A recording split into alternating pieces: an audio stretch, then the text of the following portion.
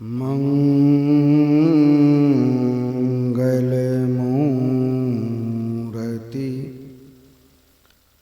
सतगुरु मिलवै सर्वाधार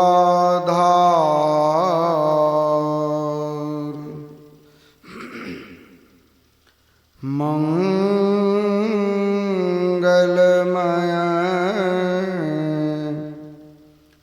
मंगल करना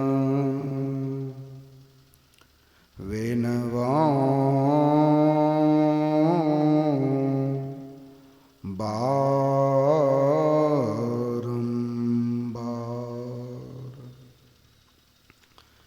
ज्ञान उदधि अरु ज्ञान घन सतगुरु शंकर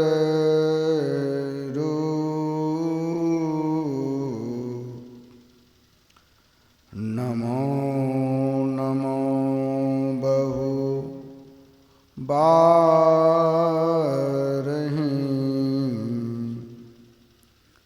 सकल सुपूजन भूप। त्रैलोक पावन प्रातः स्मरणीय अनंत श्री विभूषित परमाराध्य सद्गुरु महाराज के पावन पाद पद्मों में कोटि सहनमन। पावन हृदय महर्षि साई स्वामी जी महाराज के पावन पाद पद्मों में कोटि सहनमन।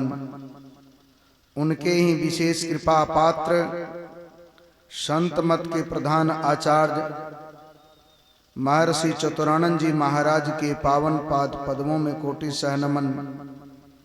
मंच आसन पूज्य साधु चरण उपस्थित समवेत समादरणीय धर्म प्रेमी महानुभावों, आदरणीय माताओं तथा भक्तिमयी बहनों, सबके हृदय में निवास करने वाले इस दिव्य अलौकिक जगत में सर्वव्यापक उस परम प्रभु परमात्मा को मैं प्रणाम निवेदित करता हूँ। साथ ही निवेदन करता हूँ कि एक बार बुलंद स्वर में जय जयकार करें ताकि अंतःकरण और वातावरण पवित्र और शांत हो जाए। बोलिए श्री सद्गुरु महाराज की जय। अभी का जो विषय है ईश्वर का स्वरूप और उसकी प्राप्ति है। अभी आप लोगों ने वेद भगवान की वाणी सुनी है,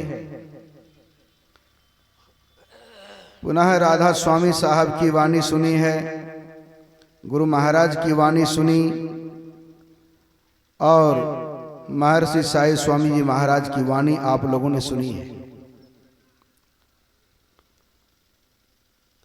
वेद भगवान कहते हैं, हे मनुष्यों, जगत प्रसव करता, जिसने जगत को पैदा किया है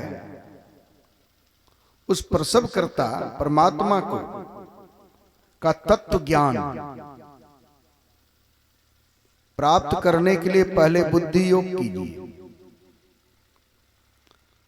संसार में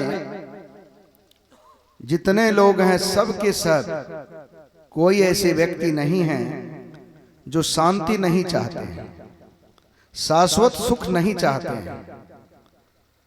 जो ऐसा सुख चाहते हैं कोई जो 2 महीने 3 महीने के लिए आवे, 6 महीने के लिए, साल भर के लिए आवे और चला जाए। सभी लोग चाहते हैं सुख आवे तो जाए नहीं, मिले तो बिछड़े नहीं, और जिस सुख का नाश नहीं हो। संसार में विचार कर देखिए, ऐसा सुख कहीं है? कहीं किसी भी स्थिति में, किसी भी वस्तु में, किसी भी चीजों से ऐसा सुख आप प्राप्त कर सकते हैं? महापुरुषों ने कहा ऐसा सुख संसार में नहीं है। गुरु महाराज की वाणी में है, तन मन सुख है ना सुख तेरो, आत्म सुख निज तेरो। देखिए, तन मन इंद्रियों से जो हम सुख भोगते हैं वह सुख सदा का सुख नहीं है। गुरु महाराज की वाणी में पढ़िए, गुरु महाराज की वाणी में है, गुरु महाराज ने कहने की कृपा की, भोगन सकल प्रत्यक्ष रोगन। जो संसार में भोग में ज्यादा आसक्त हुए हैं, तो भोग क्या किया आज तक? जो जितना भोग में आसक्त हुए तो भोग उनके शरीर में रोग उत्पन्न किया। भोगन सकल प्रत्यक्ष रोगन, जान के हटते रहो, गुरु टहल सत्संग सेवन में सदा डटते रहो।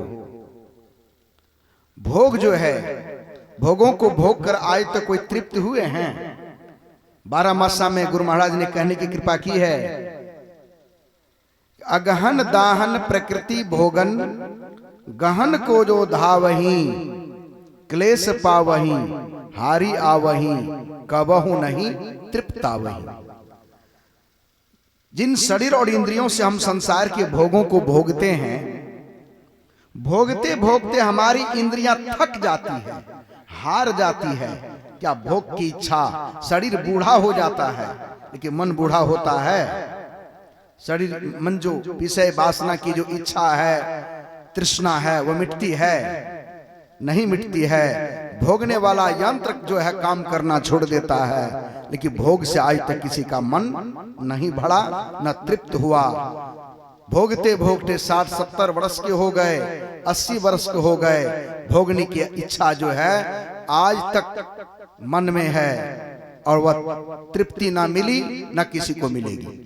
संसार में सब काम करते हैं, खेती करते लोग लिखते हैं कितना बीज में, कितना खाद में, कितना जोताई कोड़ाई में, नकोने में, पानी में खर्चा हुआ, और फसल उपजा कर जब लाते हैं तो नाप जोक कर देखते हैं, बेच बाच करके इतना खर्चा हुआ, इतना बचत हुआ। कोई भी धंधा करते हैं, लेकिन आपने कभी अपने जीवन के विषय में कभी लिखा पढ़ी किया है?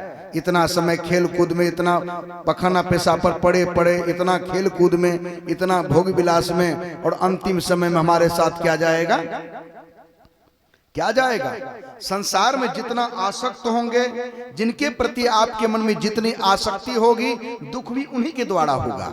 जिस समय गुरु महाराज की वाणी में है, तेरा मेरा दो जम के हाथे, पकड़ी पकड़ी जिन घेरा रे, यह दुनिया दिन चारी बसेड़ा, यहाँ न टेढ़ा मेढ़ा रे। मैं एक बार की बात है, पंजाब क्षेत्र में घूमते घूमते एक जगह सत्संग हो रहा था राधा स्वामी साहब का। मैं चला गया, जोधेवाल में सत्संग हो रहा था, उनका विशाल आश्रम है। तो सत्संग में चला गया, वहां से वापस लौटा शाम के समय, तो रास्ते में एक एक्सीडेंट हो गया था। एक युवक जो है ट्रक के चपेट में आ गया था, उसका जो है शरीर फ्रैक्चर पड़ा हुआ था, मड़ा पड़ा था। लोगों की भीड़ लग गई, रोड जाम हो गया, युवक मर गया। कोई लोग देख करके आते हैं, जाते हैं, रोड जाम है। वह युवक, वह लड़का जिसका पुत्र था, उसका पिता भी उसी होकर के कार से गुजरा, देखा भीड़, ड्राइवर से कहा बगल से गाड़ी निकालो, चलो घर। चला गया घर, कोई दुख नहीं हुआ। लेकिन किसी ने देखा यह फलाने बाबू का लड़का है, जैसे फोन किया कि फलाने रोड पर जो शव पड़ा है वह कोई और नहीं, आपका ही पुत्र है। उनको एक ही लड़का था जो एक्सीडेंट में ट्रक की चपेट में आ गया, और वह उसका शव जो है पड़ा हुआ है। जैसे सुना कि मेरा लड़का है, इतना दुख हुआ कि जल्दी जल्दी गाड़ी निकलवाए आए। मैं भी वहीं देख रहा था, इतना रोया, उसके पिता का हार्ट फेल कर गया, वहीं वह भी दम तोड़ दिया। क्या हो गया? पहले दुख नहीं था क्योंकि वह उसका लड़का नहीं था। जैसे पता चला कि यह मेरा लड़का है, दुख सह न सका, मां बेहोश हो गई, पिता दम तोड़ दिया। देखिए, संसार में जितना आसक्त होंगे, गुरु महाराज कहते हैं, उसी से दुख भी होता है। इन सारे संसार की स्थिति को तो देख ही रहे हैं। कोई व्यक्ति किसी भी स्थिति में कोई सुखी नहीं है। इसलिए कबीर साहब को कहना पड़ा, तन धर सुखी क्यों नहीं है? तन धर जब तक हम शरीर के बंधन में हैं तब तक सुखी नहीं रहेंगे। तन धर सुखिया कोई न देखा, जो देखा सो दुखिया हो। तो तन को छोड़ना चाहते हैं तो कैसे छोड़ेंगे? इसके लिए कहते हैं भक्ति कीजिए। भक्ति करने के लिए ईश्वर स्वरूप का ज्ञान होना आवश्यक है। ईश्वर का स्वरूप कैसा है जब तक जानेंगे नहीं, ईश्वर भक्ति करेंगे कैसे? ईश्वर भक्ति कैसे करेंगे? ईश्वर का स्वरूप अभी सुन रहे थे, तत्व ज्ञान। जैसे दूध का तत्व होता है घी, दूध का तत्व है घी। दूध घी में है, ये कोई पूड़ी बनाना चाहे पूड़ी बना सकेंगे दूध से? नहीं, पूड़ी नहीं बना सकेंगे। तो दूध में से घी कैसे निकालते हैं? जिमी दूध के मथन से निकसत है घी जतन से। दूध को मथ कर हम मक्खन निकालते हैं, मक्खन को कढ़ाई में उबाल करके घी निकाल लेते हैं। आप फिर उस घी को उस दूध में या आप घोर में मिलाना चाहेंगे पानी में, क्या मिला सकेंगे? नहीं। दूध का तत्व है घी। तो कहते जिमी दूध के मथन से निकसत है घी जतन से, तिमी ध्यान के लगन से पर ब्रह्म ले निहारा। उस परमात्मा को कैसे जानेंगे? ध्यान की मथानी से मत करके जानेंगे। अब परमात्मा के संबंध में कबीर साहब कहते हैं, जो दिसे सो तो है नहीं, है सो कहा न जाए। जो हम देखते हैं वह परमात्मा नहीं है।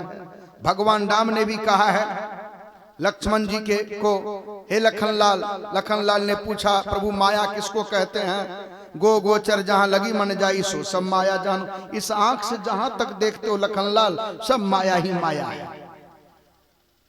भगवान का शरीर भी तो लक्ष्मण जी देख रहे थे, वह भी तो माया। जब भगवान का शरीर हो, किसी का शरीर हो, जो भी शरीर धारण करके दुनिया में आएंगे संसार में, पांचों तत्व का शरीर होगा। अब भगवान राम ने तारा को जब तत्व का ज्ञान दिया तो क्या कहा? हे तारा तुम क्यों रोती हो? कहा मेरा पति मर गया। का तुम्हारा पति जो था, जो शरीर तुम्हारा पति था वो तो अभी भी है। का शरीर में जो था वह तो नहीं है। यह शरीर अब किसी काम का नहीं है। भगवान राम ने क्या कहा तारक? बाली पत्नी तारक से भगवान राम ने कहा, छितजल पावक गगन समीरा, पंच रचित अधम शरीरा, सोई तन तब आगे शोभा, जीव नित तुम के ही लगी रोबा। मिट्टी अग्नि हवा पानी आकाश, पंच तत्वों से बना यह शरीर अधम है, नाशवान है तारा। इस शरीर में जो रहने वाला है वह अविनाशी तत्व है और इसलिए उसका नाश नहीं होता है। वह आत्मा न किसी का पिता है, न पुत्र है, न पति है, न पत्नी है। आत्मा से किसी का कोई संबंध नहीं होता है, शरीर से संबंध होता है। हाँ, शरीर से आत्मा के निकलते ही यह शरीर कोई काम का नहीं रह जाता, शरीर का सब संबंध समाप्त हो जाता है। गुरु महाराज ने भी यही कहा। गुरु महाराज ने कहा, प्रभु अकथ अनाम, अनाम है स्वामी गौगुण प्रकृति पड़े। वो परमात्मा जो है गो गुण, गो माने इंद्रियां, इंद्रियों के गुण में ज्ञान में आने योग्य नहीं है। गोस्वामी तुलसीदास जी महाराज भी यही बात कहते हैं कि प्रकृति पार प्रभु सब उर्वासी, ब्रह्म निरीह विरज अविनाशी। वह परमात्मा जो है अविनाशी है, प्रकृति के परे है और विरज अविनाशी। वह परमात्मा ने किसी माता पिता के संजोग से वह परमात्मा का जन्म अवतार नहीं हुआ है। वह परमात्मा इस अविनाशी है। यहां मोह कर कारण नहीं, रवि सन्मुक्तम कब हो की जाए। वाल्मीकि ऋषि के आश्रम में जब भगवान राम का आगमन हुआ तो भगवान राम ने वहां से प्रस्थान करने से पूर्व पूछा, मुझे 14 वर्ष रहना है, कोई जगह बताइए जहां सब चीज की सुविधा हो, फल फूल की, जल की। तो गोस्वामी वाल्मीकि ऋषि ने क्या कहा, हे प्रभु आप मुझसे पूछते हैं कि मैं कहां रहूं, मैं आपको जानता हूं, आप मुझे झुठला नहीं सकते क्योंकि मैं आपको जानता हूं, आपके स्वरूप को जानता हूं। राम स्वरूप तुम्हार, वचन अगोचर बुद्धि पर, अविगत अकथ अपार, नेति नेति नित्य निगम कर। हे राम तुम्हारा स्वरूप क्या है? अगोचर, इंद्रियों के ज्ञान में आने योग्य नहीं। आंख के देखने में, कान के पकड़ में, नाक के पकड़ में, जिह्वा के पकड़ में, चमड़ा के पकड़ में, हाथ के पकड़ में, किसी भी इंद्रियों के पकड़ में या बुद्धि के पकड़ में आने योग्य नहीं है। गुरु महाराज ने साफ कह दिया, मन बुद्धि इंद्रियन को गम नहीं, मन बुद्धि और इंद्रियों के ज्ञान में आने योग्य नहीं है। अकथ अपार, वाणी का विषय भी आप नहीं हैं, अपार जिनकी कोई सीमा नहीं है, अविगत आप चलते फिरते भी नहीं। संत सुंदरदास जी ने कहा, श्रवण बिना धुनि सुने, नयन बिनु रूप निहारे, रसना बिनु उच्चड़े, प्रशंसा बहु विस्तारे, नृत्य चरण बिनि करे, हस्त बिनु ताल बजावे, अंग बिना मिली संग बहुत आनंद बढ़ावे, शिष्य नवे जहां शिव को सेवक भाव लिए रहे, मिली परमात्म सो आत्मा बड़ा भक्ति सुंदर गए। ऐसे हैं परमात्मा जो बिना कान के सुनते हैं। ऐसे परमात्मा को कैसे जानेंगे?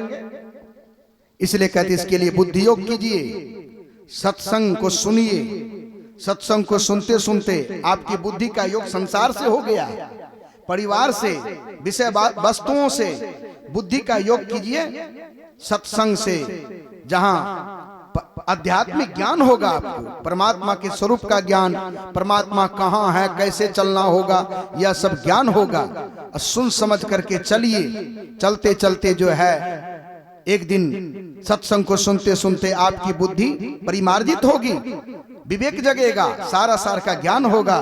गुरुजनों से जुक्ति जानकर जैसा गुरु बतावे, एक नाम का जप, एक रूप का ध्यान और दृष्टियों की क्रिया करके एक आसन से देर तक बैठने का अभ्यास कीजिए। सदाचार का पालन करेंगे, आप में मजबूती आएगी। सदाचार का पालन करने से भजन करने में मन लगता है। जो लोग सदाचारी नहीं होते हैं, ऐसे व्यक्ति का मन चंचल होता है, उनको भजन करने में मन नहीं लगता है। तो इस तरह से पवित्रता के साथ ध्यान भजन कीजिए और तब जो है एक नाम का जप, एक रूप का ध्यान। आंखें बंद करके देखिए, सामने अंधकार मालूम पड़ता है, उसी अंधकार मंडल में दृष्टि पर मन सवार रहता है। दृष्टि को, ख्याल को टिकाइए। टिकाते टिकाते एक दिन जो है ऐसा होगा, जिस दिन दृष्टि टिक गई, मन स्थिर हो गया, परमात्मा का द्वार खुलेगा, काला काला बिंदु दिखाई देगा। होते होते जो है परमात्मा का द्वार खुलेगा, ज्योति का दर्शन होगा, शब्द का सहारा मिलेगा, जिसके सहारे चार जड़ शरीर एक चेतन शरीर को पार करके सर्वाधार परमपिता परमात्मा को पालेंगे। तो पहले ईश्वर स्वरूप को एक जगह हाथी लेकर कोई गया किसी गांव में, हल्ला हो गया, हाथी आया, बहुत लोग गए हाथी को देखने। तो चार वो सूरदास भी चले गए हाथी को देखने। अब आंख तो थी नहीं, तो हाथी बैठा था। हाथी जो बैठा था तो चारों सूरदास जो है वह हाथी के अंग को टटोला। चार पांच को सूरदास गया था देखने, तो कहा कि चलो हम देख तो नहीं सकते, तो एक एक अंग को टटोला। जब वह सूरदास एक जगह हुआ तो कहा हाथी कैसा था? जो पूंछ को टटोला था कहा हाथी बिल्कुल लाठी जैसा था।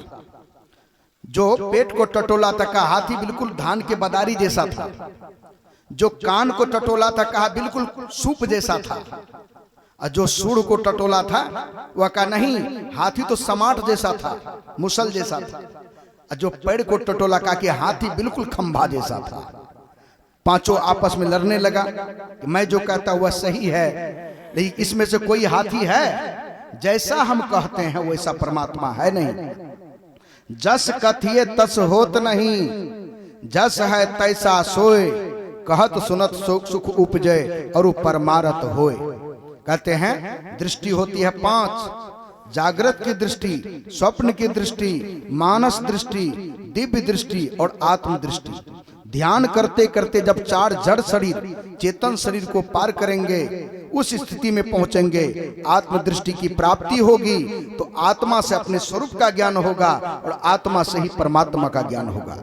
जैसे चंद्रमा के सूर्य के प्रकाश से सूर्य का ज्ञान होता है, उसी तरह आत्मा के प्रकाश से आत्मा का ज्ञान होगा और आत्मा से ही आत्मगम्य सुराम, परमात्मा आत्मा का विषय है और आत्मा से ही परमात्मा का ज्ञान होगा।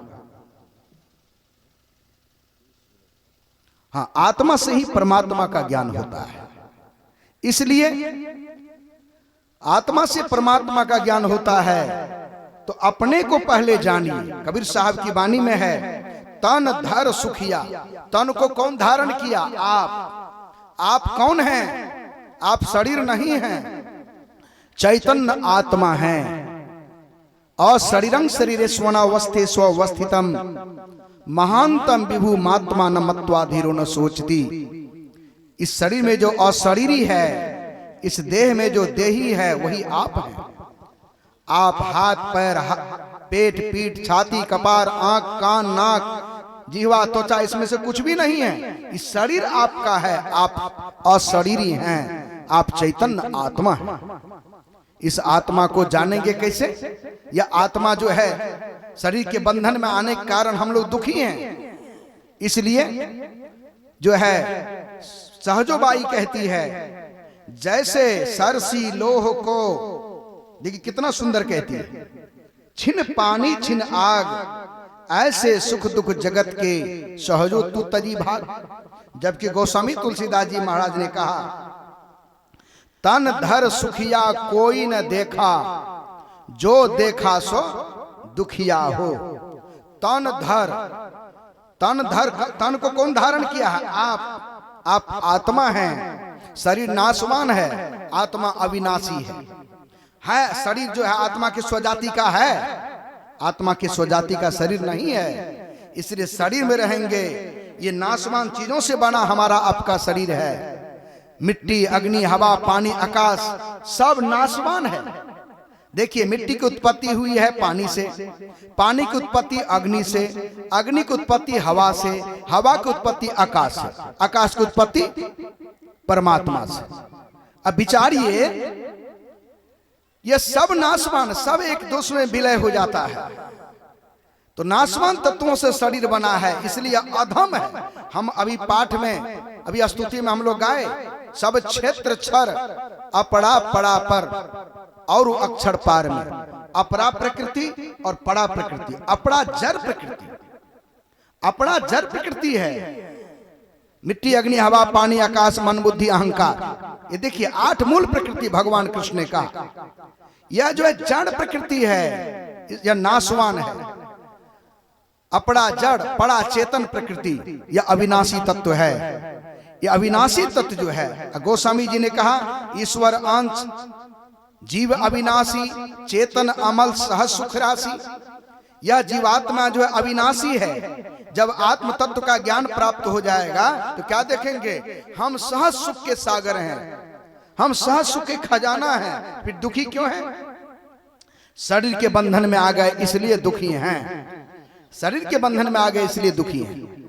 तो दुख से कैसे निकलेंगे? यही बात हमारे संत महात्मा लोग कहते हैं, कभी सुख कभी दुख। जैसे लोहार के यहाँ जाइए, लोहार क्या करता है? लोहा को सरसी से पकड़ता है, कभी पानी में कभी भट्ठी में, गर्म हो जाने पर लाल हो जाने पर पीट पाट करके पानी में। सरसी को कभी ठंडा कभी गर्म होना पड़ता है। तो यहाँ आत्मा है सरसी, शरीर है लोहा।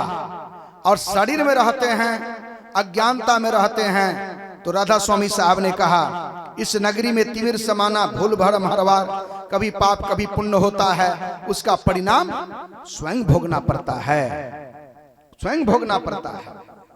इसलिए जैसे एक भैंसवार है, भैंस पर बैठ करके वह खेत में भैंस को चरा रहा है, वह किसी का फसल खिला रहा है। खेत वाला देख लिया तो खेत वाला देख ले तो किसको मारेगा?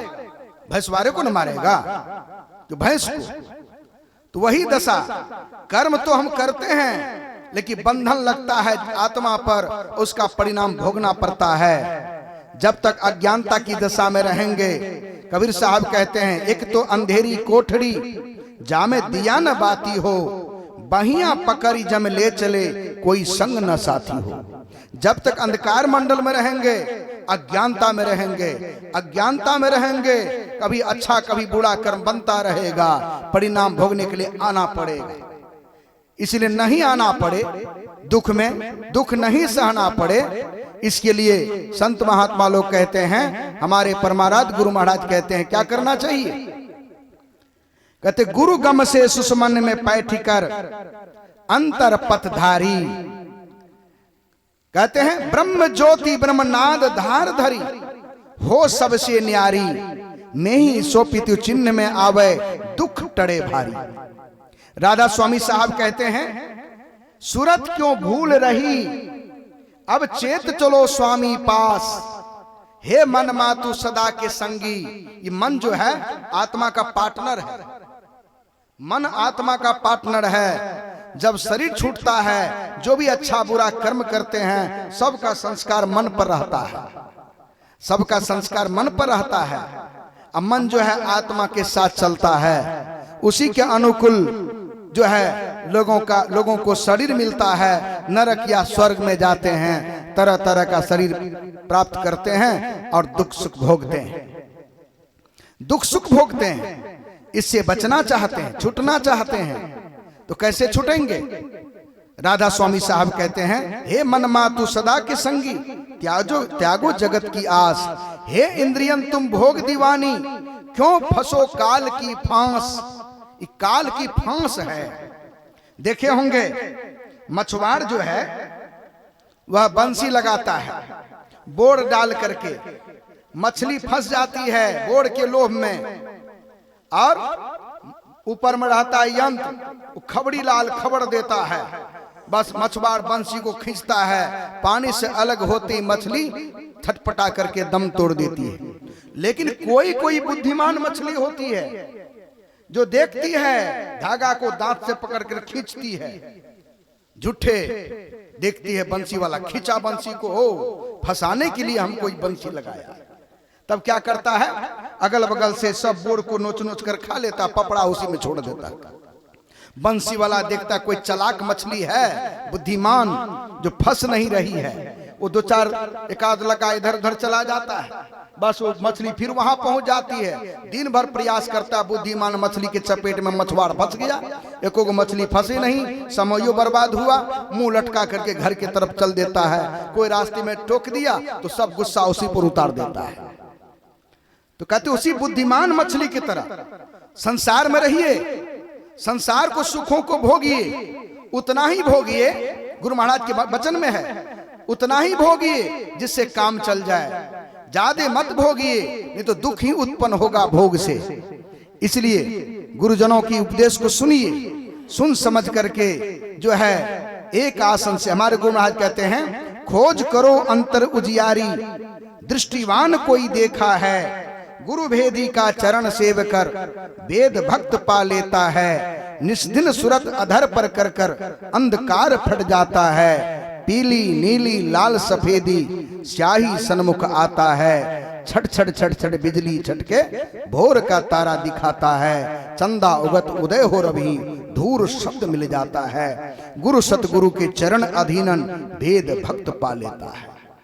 यह भेद जो है, चार जड़ शरीर एक चेतन शरीर को जीव, जैसे वह द्वार खुलता है, प्रकाश मंडल में जीव प्रवेश करता है, वहीं शब्द सुनने को मिलता है, बहुत तरह का शब्द, अंतिम शब्द जो है वह जीव सुनते सुनते वहां पहुंच जाता है जहां शब्द भी लय हो जाता है, निशब्दम परम पद है, वही परमात्मा का धाम है। आत्म अर्पी के भोग लगावे, सेवक सेव भाव छुट जावे, हम प्रभु हम एक कहीं होई, द्वंद्व और द्वैत रहे नहीं कोई। द्वंद्व और द्वैत, हम अलग प्रभु अलग, आवरण के कारण आवरण मिट गया, भेद मिट गया, द्वैत भाव समाप्त हो गया।